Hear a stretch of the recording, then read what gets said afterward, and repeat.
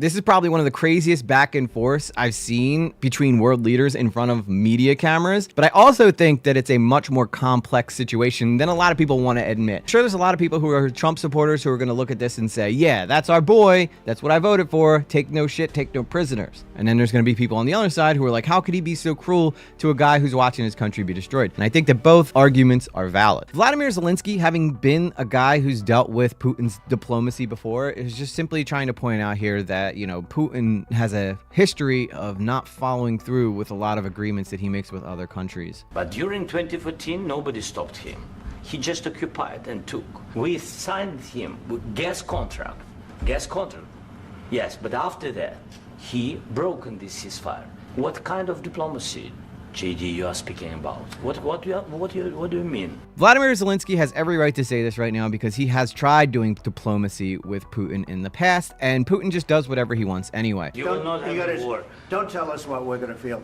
We're trying to solve a problem. Don't tell us what we're going to feel. I'm not telling you. Because you're in no position to dictate that. That's exactly what you're doing. You're in no position to dictate what we're going to feel. You've allowed yourself to be in a very bad position, and he happens to be right about it. From the very beginning of the war. You're not in a good position. You don't have the cards right now. Can I Wait a answer? minute. No, you've done a lot of talking. I feel like things might be getting lost in translation, which is just escalating the situation. And that's where maybe Zelensky's having a harder time being able to reach for words like, with all due respect. And I think that this is just stoking the flames. We know that you're wrong. I personally don't know what Zelensky's been wrong about here. His citizens have been fighting this war, so where is he wrong? You have to be thankful. You don't have the cards. Thankful. You're buried there.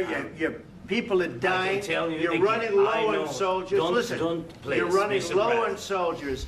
It would be a damn good thing. Mr. And Brad. then you tell us, I don't want a ceasefire. I don't want a ceasefire. Zelensky should be grateful for all the help that America's given him and helping try to defend his country. At the same time, I mean, what do you expect the guy to do? Get down on his hands and knees and say, thank you, without America, we would never be able to do anything. Like, the Ukrainian people are incredibly strong. The amount of resistance that they've given Russia, who are the invaders in their country, is admirable. And I think Trump realizes that, which is why you'll hear him say, you know, your people are very brave. Like, he doesn't want to insult the Ukrainian people. I truly think that this happens all the time behind closed doors, but this just happened to be a moment that was caught on camera. And I'm just an American observing this stuff and wondering what y'all are wondering. I'm not claiming to be 100% right, but this is just what I saw. Maybe some of you saw Trump and were like, yeah, dude, this is exactly what I want. Someone who takes literally no shit from anybody. And I can get down with that. I like that too. But at the same time, as an American citizen, I think it's important that we try to protect countries that can't protect themselves as well.